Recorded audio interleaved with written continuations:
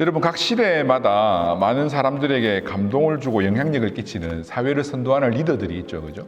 과거에는 특히 우리나라 문화에는 산업공상이 철저히 구분되던 시절이기 때문에 공부를 잘해서, 그래서 공부를 통해 어떤 높은 자리에 올라간 사람들만이 사회의 리더가 되고 어떤 영향력을 끼치는 사람이 되었어요. 근데 최근에는 이런 산업공상이 철폐가 되고, 그리고 꼭 공부만이 아니라 각계각층의 다양한 사회 영역에서 자기만의 영역에서 열심히 노력해서 성공한 사람들의 성공 사례들을 본받기를 원하고, 또 그런 것들을 통해서 비록 과거처럼 공부를 잘했던 사람이 아니어도 자기 분야에 성공한 사람들이 사회의 영향력을 끼쳐나가는 그런 리더로서 역할을 하기도 합니다. 제가 이제 가끔씩 이제 한국의 이런 인터넷을 통해서 한국의 방송들 편집본들 좀 짧게 보면 최근에 대세 중에 한 사람이 이 사람이 아닌가 생각을 합니다. 바로 백종원 씨죠. 백종원 씨. 이 사람은 정식 요리 코스를 밟았던 사람도 아니고 또 공부를 잘했던 사람이에요. 그래서 원래는 공부를 했던 사람인데 요리가 너무 좋아서 요리에만 평생을 매진한, 그래서 온갖 것들을 다 먹어보고 연구하고, 그래서 체인점을 내는 것마다 성공을 하고, 그래서 최근에는 이 사람이 이분이 컨설팅을 해줘서 이렇게 골목의 죽은 상권에서도 좀 영업을 잘 해볼 수 있도록 이런 컨설팅을 하는 프로그램도 TV에서 인기를 얻고 있는 것 같습니다. 근데 보니까 이제 이 방송이 한 지가 좀 오래된 것 같아요. 그래서 처음에는 그 장소에 가서 컨설팅을 해줬고, 이제는 한 몇 개월, 한 1년쯤 지나서 다시 그 식당에 암행을 해서 몰래 사람을 보내서 어떻게 잘하고 있는지 점검을 하는 이런 방송들을 하더라고요. 근데 이제 백종원 씨가 찾아가서 하는 말이 하나 있는데, 항상 부탁하고 마음 아파하는 것이 바로 초심을 잃었다는 거였어요. 초심. 그래서 그가 하는 말들이 비록 이제 요리를 했고 식당 체인점을 열어서 성공한 사람이긴 하지만, 자기 일을 대하는 어떤 열정, 이 사람이 성공할 수밖에 없었던 그런 이유들이 사실은 저 개인적으로도 공감이 많이 가고 또 감동이 되더라고요. 그래서 그 사람들의 말들 중에 참 하나 저에게도 새겨지는 것이 초심, 처음에 먹었던 그 마음. 그래서 식당의 사장님들에게 돈을 쫓지 말라고 제발 좀. 처음에 사장님이 원했던 게 뭐였냐고, 돈이었냐고, 손님이었냐고. 손님 한 명 없는 그 식당에 제발 손님 한 명이라도 와줬으면 하는 그런 마음에 요리를 연구하고 메뉴를 이렇게 좀 다듬고, 또 여러 가지 부족한 부분들을 컨설팅을 받아서 메꿔 나가면서 손님 한 명만 와줘도 고맙겠다라고 했던 그때 그 마음, 왜 그 마음을 잊어버렸냐. 방송 타고 손님들 좀 찾아와 주니까 왜 그 마음을 잃어버렸냐. 이런 말들을 이제 들을 때 초심이 참 중요한 것이겠다. 처음에 먹었던 그 마음을 끝까지 유지해 나가는 게 정말 중요한 것이겠다. 이런 생각을 해봅니다. 물론 방송이니까 우리가 모르는 뒷이야기들, 또 사장님들의 억울한 사정들도 물론 있겠지만 그런 걸 이야기하려고 하는 것이 아니라 이 초심이라고 하는 이것에 대해서 한번 좀 생각을 해보려고 하는데요. 이것처럼 여러분, 초심은 참 중요하죠. 그죠? 우리가 처음 가졌던 그 마음. 물론 처음에 잘못 먹었던 초심이라면 빨리 고쳐야 됩니다.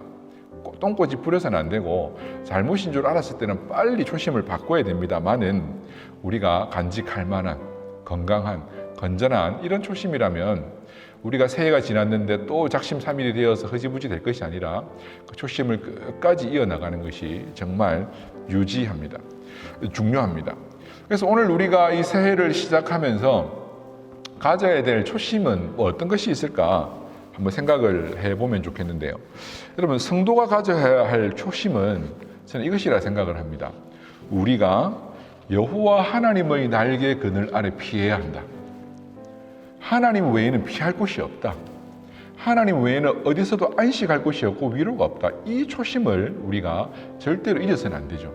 좀 살다 보면, 좀 형편이 나아지면, 괜찮아지다 보면 역사 이래로 증명된 것이 사람은 그 여호와 하나님 날개 그늘 아래로 피해야 한다는 이 초심을 잃어버립니다.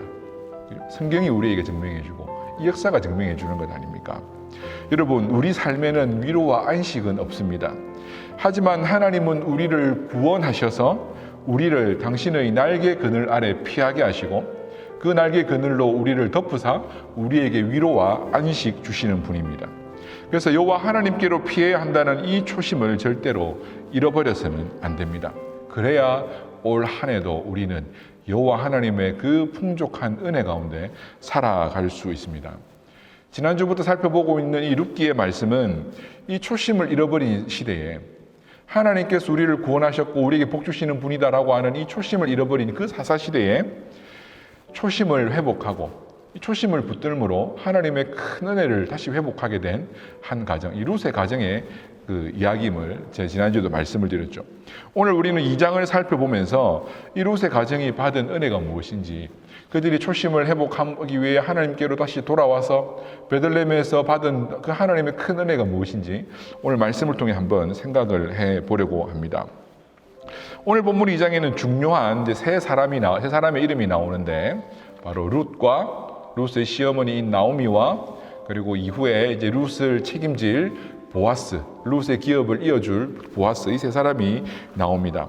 이 세 사람을 통하여서 이제 한 사람씩 보면서 이제 그들의 믿음이 어떤 것인지, 그들의 초심이 무엇이었는지 이제 생각해보는 방법으로 오늘 말씀을 풀어나가려고 하는데, 처음 생각해볼 것은 룻의 믿음, 바로 회심입니다. 회심.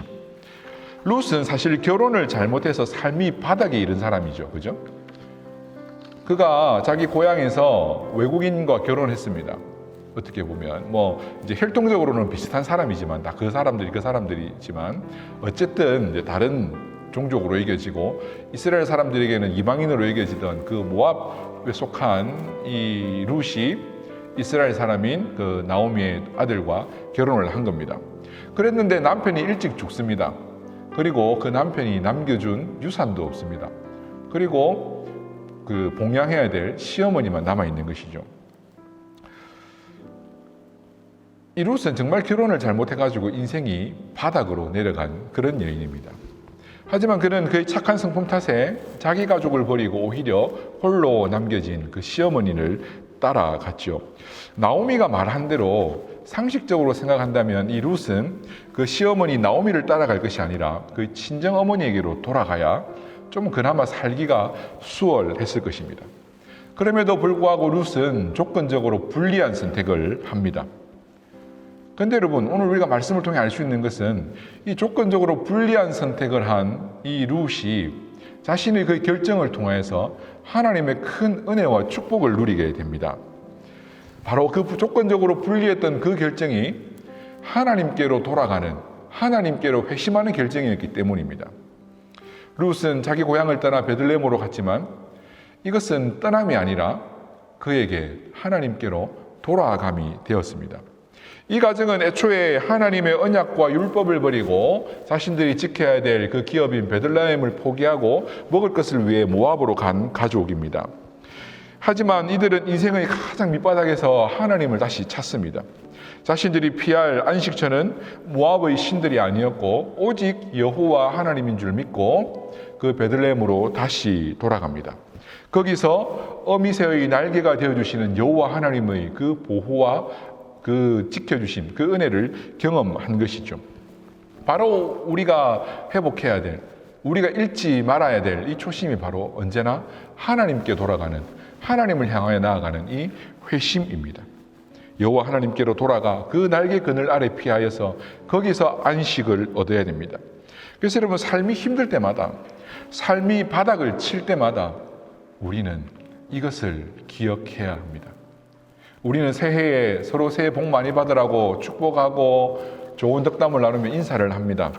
하지만 여러분, 올해도 마찬가지로 좋은 일도 있겠지만 또한 인생이란 언제나 원치 않는 나쁜 일도 우리에게 닥칠 것입니다. 이건 어쩔 수 없는 거잖아요, 그죠? 하지만 이런 삶이 힘들 때에, 우리의 삶이 바닥으로 내려가는 듯 할 때에 분명히 우리에게 있을 텐데, 그때에 우리가 기억해야 할 것은 그때에도 우리가 여호와 하나님께로 돌아가야 한다는 것입니다. 여호와 하나님께로 회심해야 하는 것입니다. 어떻게 하나님께서는 룻에게 그 날개를 펼쳐주시고 어떤 방법으로 룻에게 은혜를 주십니까? 바로 먹을 것을 주셨습니다. 먹을 것을 주셨다니까 대수롭지 않게 생각할 수 있는데, 나오미와 룻은 지금 농사를 지을 수 없습니다. 그죠? 농경사회인 이때에 농사지을 땅도 없고 농사지을 인력도 없습니다. 하지만 하나님의 약속의 땅, 하나님께로 돌아갔더니 그 하나님의 땅에서는 하나님의 자비가 있었습니다. 바로 율법에 있는 이삭줍기라는 제도인데요. 이 제도를 통하여서 하나님은 룻과 그의 시모 나오미까지 먹여주시고 배부르게 하여 주십니다.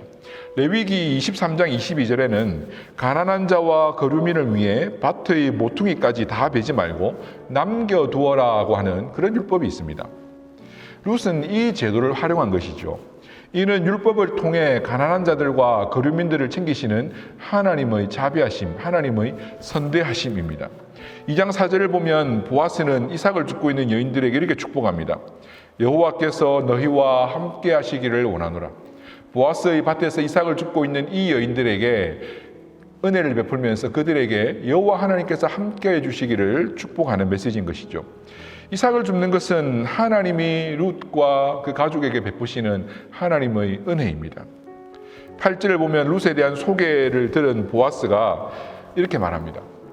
이제는 더 이상 이삭을 줍기 위해 다른 사람의 밭에 가지 말고 그냥 내 밭에만 있으라. 내 밭에서 먹을 것을 충분히 얻을 수 있도록 배려해 줄 테니까 여기저기 기웃거리지 말고 자신의 밭에서 먹을 것을 구하라고 그렇게 룻에게 자비를 베풀어 줍니다. 이에 10절을 보시면 룻이 이런 고백을 하죠. 나는 이방 여인이거늘 당신이 어찌하여 내게 이런 은혜를 베푸십니까? 어찌하여 이방 여인이 나를 이렇게 돌보아 주십니까? 그러자 11절에 보아스가 이렇게 답을 합니다. 내 남편이 죽은 후로 내가 시어머니에게 행한 모든 것과 내 부모와 고국을 떠나 전에 알지 못하던 백성에게로 온 일에 내가 분명히 알려졌느니라. 그러니까 룻이 한 일에 대한 소문을 이미 보아스가 들은 것이죠. 그가 어떻게 자신의 홀로 남겨진 시어머니를 버리지 않았고 알지도 못하던 백성에게로 와서 그 백성을 선택하고 그 백성의 하나님을 선택했는지 보아스가 들은 것이죠. 룻은 이방 여인 중 하나로서 이런 대접을 받기에 과분한 처지입니다. 하지만 그가 홀로 남겨진 시모를 버리지 않고 자신의 고국을 버리며 여호와 하나님의 백성을 자신의 백성으로 선택하였을 때에 언약의 공동체는 그 여인을 버리지 않고 자신들과 동일한 공동체의 소속으로 받아들여 준 것이죠. 하나님께서 바로 회심한 자에게, 하나님께로 돌아온 자에게 이런 은혜를 주시는 것입니다. 자신의 날개 그늘 아래서 위로와 안식을 주시는 것이죠. 12절 말씀을 같이 한번 읽어볼까요? 12절 말씀입니다. 오늘 말씀의 중요한 요절이라 할 수 있는데요. 같이 읽습니다. 여호와께서 내가 행한 일에 보답하시기를 원하며 이스라엘의 하나님 여호와께서 그의 날개 아래에 보호를 받으러 온 내게 온전한 상 주시기를 원하노라 하는지라. 바로 보아스가 룻에게 이런 축복을 하는 것입니다. 우리를 숨겨주시고 우리를 안식케 하시는 여호와 하나님을 잊지 말고 2021년 한 해 어떤 삶의 힘든 순간이 닥쳐온다 할지라도 여호와 하나님께로 돌아가며 살 수 있다라고 하는 이 신앙의 조심을 잃지 않는 여러분 되시길 바랍니다. 두 번째로 생각할 것은 나오미의 믿음, 바로 언약입니다. 나오미는 한때 언약을 버리고 모압으로 갔던 사람입니다. 하지만 그도 회심하여 돌아왔지요. 다시 하나님의 언약 앞에서 신실하게 살기로 결단한 것입니다. 6절을 보면 룻을 보고 누구냐 묻는 보아스에게 그의 사환들이 이렇게 대답합니다. 나오미와 함께 모압에서 돌아온 모압 소녀. 그러니까 모압에서 돌아온 것이죠. 지난주에도 말씀을 드린 것처럼 이 돌아오다라고 하는 말은 회개, 회심이라고 하는 뜻도 가지고 있는 그런 단어입니다. 나오미가 모압에서 다시 언약의 땅으로 돌아온 것입니다. 이는 모압의 신을 버리고 여호와 하나님께로 돌아온 것이죠. 그 하나님이 주신 언약의 땅으로, 그 약속의 땅으로 돌아온 것이죠. 17절부터 보면 하루는 룻이 이삭을 많이 주워와서 그의 시모 나오미가 어떻게 된 일이냐 하고 묻는 그런 일이 있습니다. 그러자 룻이 이렇게 대답을 합니다. 엘리멜렉의 친족인 보아스의 밭에서 이렇게 후하게 얻었다라고 그렇게 말을 합니다. 그러면서 있었던 일을 자세하게 말해주는데 14절부터 보면은 보아스가 룻을 불러서 따로 먹을 것을 줍니다. 그의 친족에 속한 여인을 안 것이죠. 그래서 특별히 대회에서 먹을 것을 많이 주어서 배불리 먹고도 남게 합니다. 그리고 곡식도 더 이렇게 부어 주어서 그만 먹을 것이 아니라 그 시몬 나오미까지도 먹을 수 있도록 이렇게 특별한 배려를 해주는 것이죠. 이런 이야기를 들은 나오미가 20절을 보면 이렇게 말을 합니다. 20절 같이 한번 보실까요? 20절 나오미가 자기 며느리에게 이르되 그가 여호와로부터 복받기를 원하노라. 그가 살아있는 자와 죽은 자에게 은혜 베풀기를 그치지 아니하도다 하고, 나오미가 또 그에게 이르되 그 사람은 우리와 가까우니 우리 기업을 물을 자 중의 하나이니라 하니라. 이 보아스는 살아있는 자신들에게 뿐만 아니라 죽은 자들에게 은혜를 베풀었다면 이게 무슨 어떤 말이겠습니까? 죽은 자신의 남편 엘리멜렉까지 챙겼다 이 말이죠. 원래 여러분 이스라엘의 율법은 자신의 형제 혹은 친족이 가난하여서 땅을 팔 때에 그 땅을 물러주도록, 그러니까 팔지 않아도 되도록 먹을 것을 제공해주고 그리고 땅을 다시 되찾아주도록 하는 그런 율법이 있습니다. 그리고 형제들은 그 아들이 없이 죽은 자신의 형수를 위하여서 혹은 동생의 그 제수를 위하여서 책임을 져 주어야 합니다. 형제들에게는. 그런데 사실 나오미에게는 이렇게 해줄 아들이 남아있지 않았습니다. 그래서 룻에게도 내게 너의 기업을 이어줄 아들이 남아있지 않으니 너희 친정으로 돌아가라고 한 것이었죠. 그런데 여러분, 언약의 땅으로 돌아왔더니 도저히 이 언약의 땅, 이 기업을 이어갈 방법이 보이지 않고 어떻게 해야 될지 답을 찾을 수 없는 그런 상황이었는데, 하나님은 친족 중에 한 사람인 신실하고도 유력한 보아스를 예비하여 주신 것입니다. 그래서 이 보아스는 그 자신들이 먹을 것도 봉양해 줬을 뿐만 아니라 이미 죽은 자신의 친족을 위하여서도 이 기업을 이어갈 수 있도록 은혜를 베풀고 있음을 이제 이런 말로 표현을 한 것이죠. 그리고 여러분, 나오미는 보아스에 대하여서 좀 더 미래를 내다보는 믿음의 고백을 합니다. 이 사람이 우리의 기업을 이어줄 자 중에 한 사람이다. 단지 지금 먹을 것을 봉양해 주는 정도가 아니라 어쩌면 이 사람이 우리의 기업을 이어줄 수 있을지도 모르겠다라고 여호와 하나님의 그 언약의 땅에 대한 소망을 표현하는 것입니다. 지난주에도 말씀을 드린 것처럼 이 계대결혼이라고 하는 제도, 형제의 아내를 책임져서 그에게 낳은 첫 아들을 그의 형제에게로 돌려줘야 되는 이 계대결혼이라고 하는 제도가 이스라엘에는 있었지만 이것은 지키기 쉬운 제도는 아닙니다. 그래서 이런 율법은 형제에게 국한되어 있죠. 친족에게까지 요구가 되지 않습니다. 왜냐하면 치러야 될 대가가 많기 때문입니다. 하지만 보아스는 우리가 계속 말씀을 보아나가면서 알 수 있겠지만 이 율법을 지킴에 있어서 억지로 함이 아니라 자신에게까지 있지 않은 이 의무를 스스로 자원하는 마음으로 수행하여서 이 나오미의 가문을 이어주는 것이죠. 이 일을 통하여서 도저히 불가능해 보이던 나오미의 기업을 이어가는 이 일이 가능하게 된 것입니다. 하나님은 우리가 하나님께서 하신 그 약속의 말씀을 믿고 따를 때에 우리의 눈에는 어떻게 그것이 이루어질까? 어떻게 실현될 수 있을까? 도저히 불가능해 보이는 일이라 할지라도 하나님은 성취하시고 이루시는 분인 줄로 믿습니다.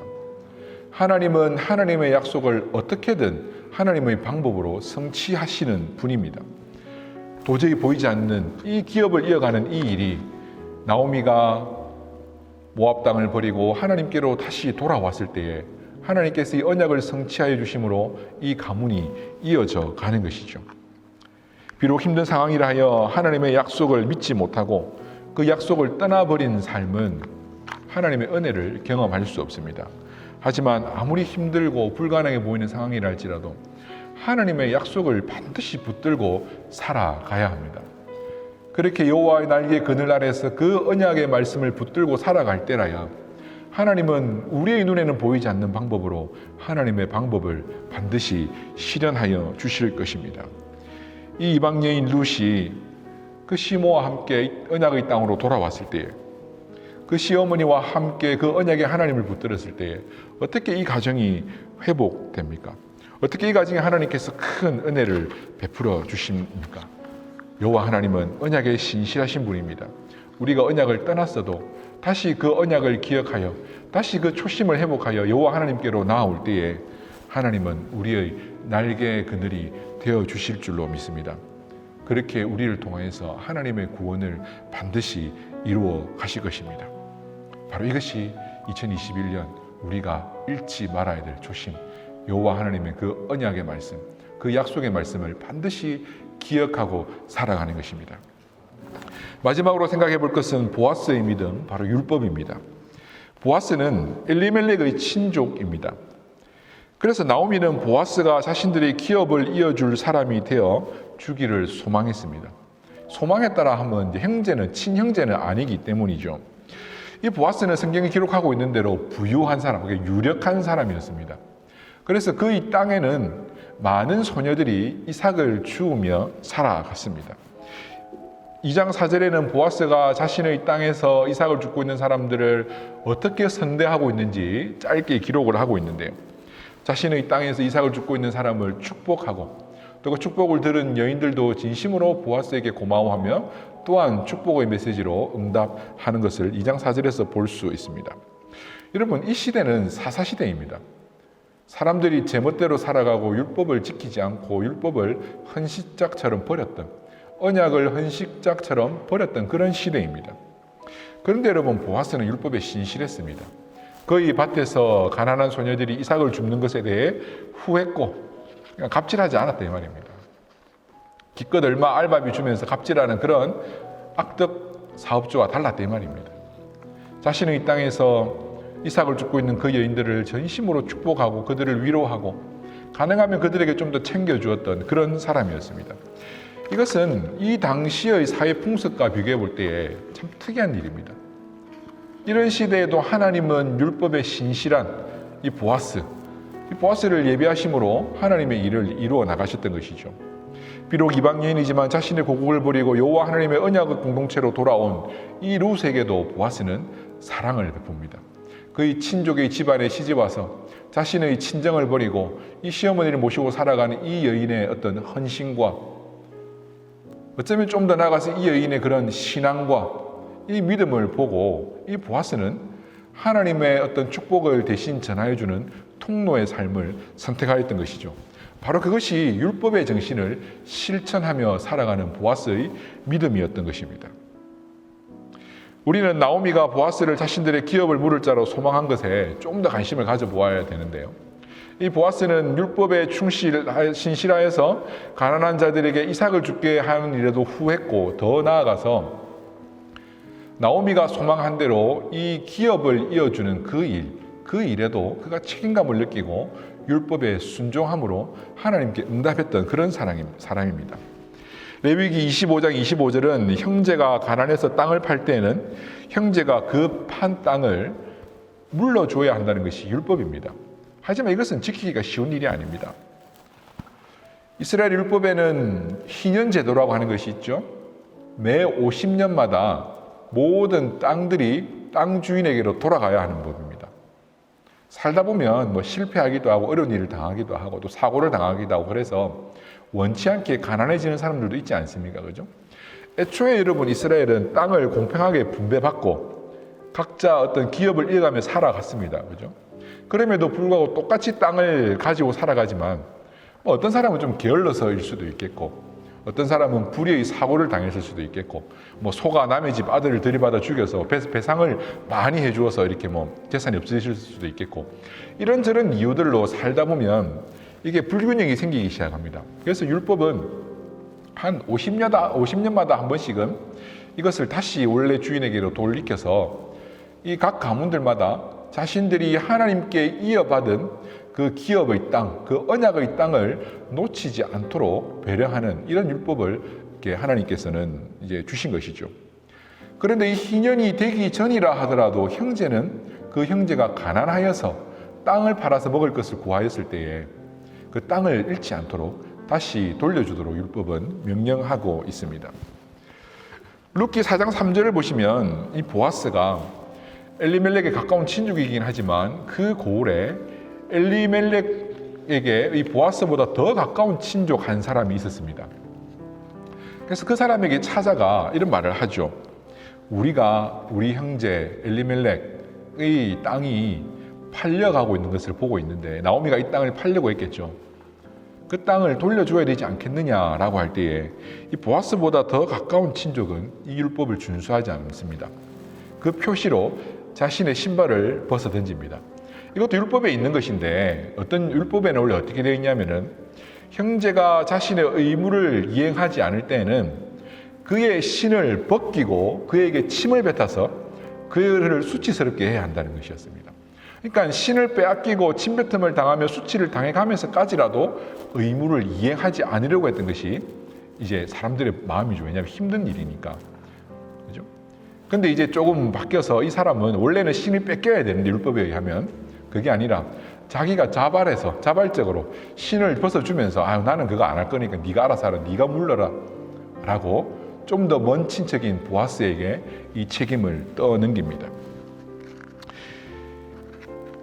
원래도 이 율법은 지키기 힘든 것이었고 또한 사사시대라고 하는 시대적 배경은 이 율법을 지키지 않고 마음대로 살아가는 그런 시대였습니다. 모두가 초심을 버리고 하나님의 율법을 버리고 이 율법의 정신을 이행하지 않고 살아갈 때에 보아스는 이 율법이라고 하는 초심을 잃지 않고 살았던 신실한 사람입니다. 보아스는 율법 준수를 통하여서 자신의 친족을 지켜줍니다. 그럼으로써 하나님의 그 언약의 말씀이 이루어져 나가는 일에 함께 동참하게 됩니다. 이 보아스의 율법 준수를 통해 하나님은 하나님의 그 참된 안식과 위로와 구원이 어떻게 펼쳐져 나가는지 보여주십니다. 바로 이 보아스의 율법 준수를 통하여서 이 보아스는 장차 올 다윗 왕의 할아버지가 되고 그리고 장차 오실 예수 그리스도의 혈통을 잇는 그런 놀라운 일에 동참하게 되는 것이죠. 여러분, 하나님은 율법을 지키며 시대가 어떤 상황 가운데 이렇게 어떤 상황이라 할지라도 여호와 하나님의 말씀을 지키며 그 말씀대로 살아가려는 자들에게 이런 은혜와 복 주심을 우리는 기억해야 합니다. 그래서 올해 우리가 기억해야 될 우리의 초심은 바로 여호와 하나님의 율법, 이웃을 사랑하고 하나님을 사랑하라고 하신 이 하나님의 이 말씀을 지키기 위해 초심을 잃지 않고 살아야 합니다. 오늘의 시대는 참으로 각박하고 갈수록 개인화되어가며 갈수록 살기가 힘든 위로가 없는 삶이 되어갈 것입니다. 그렇다 할지라도 하나님이 우리에게 주신 이 초심, 이 율법을 지키며 율법의 어떤 정신인 사랑을 나누며 이웃에게 선대하며 살아가게 하시는 이 율법을 우리가 지키며 초심을 잃지 않을 때에 하나님은 우리를 하나님의 그 언약의 날개 그늘 아래 우리를 피하게 하시며 그 날개 그늘 아래서 하나님이 주시는 큰 축복을 받아 누리게 될 것입니다. 우리는 세 가지를 살펴보았습니다. 회심과 언약과 율법입니다. 사실 회심과 언약과 율법, 이것은 제가 좀 그 단어들마다 가지고 있는 그 측면을 조금 부각하기 위해 세 사람을 통해서 이렇게 좀 부각시켜 본 것이지 사실 이것이 나눠질 수는 없는 것입니다. 회심은 언약을 향한 회심이 되어야 하는 것이고 언약 가운데 서 있는 자는 그 언약을 주신 하나님의 말씀인 율법을 지키며 사는 것입니다. 그래서 회심은 율법으로 나아가고 율법은 또한 우리 가운데 언약 가운데 서 있게 하며 그 축복 가운데 서 있게 하는 것이죠. 다만 조금 각각의 요소들을 부각시켜서 이해해 보기 위해 나누어 본 것입니다. 그래서 여러분, 오늘 우리가 결국 기억해야 할 것은 바로 이 한 가지죠. 우리가 잃지 말아야 될 이 초심, 우리가 회심자로서 언약의 신실한 자로서 율법의 신실한 자로서 결국 여호와의 날개 그늘 아래로 피하는 자가 되어야 한다는 것입니다. 여호와의 날개 그늘 아래에만 우리를 향한 하나님의 선대하심과 은혜가 있는 것입니다. 2021년 우리가 기억하고 지켜야 할 초심은 바로 이것입니다. 여호와 하나님께로 피해야 한다. 그 여호와 하나님의 날개 그늘 아래서 우리가 날마다 회심하며 그 언약에 신실하기 위하여 노력하고 또한 이 시대가 어떤 시대라 할지라도 이 율법을 지키기 위하여 여호와 하나님의 계명의 말씀을 준수하기 위하여 힘쓰며 애쓰며 살아가야 한다는 것입니다. 이렇게 우리가 신앙의 초심을 잃지 않고 이 믿음을 잃지 않고 살아갈 때에 하나님은 우리에게 그 어미새의 날개가 되어 주실 줄로 믿습니다. 언제든 그 날개 그늘 아래로 피할 때 우리를 지켜주시고 우리를 보호하여 주시는 것입니다. 오늘 이 말씀을 통하여서 우리가 2021년에는 이 초심을 잃지 않고 이 사사시대에 이 초심을 잃고 자기 마음대로 살았던 이스라엘 백성들처럼이 아니라 바로 하나님의 회복을 경험한 하나님의 은혜를 경험한 룻과 나오미, 이 보아스 이 가정처럼 여호와 하나님께로 나아가 오늘도 우리를 지키시며 여전히 우리를 붙들고 계시는 그 하나님의 은혜와 복을 많이 누릴 수 있는 우리 로마인교회 모든 성도님 되시기를 축원합니다.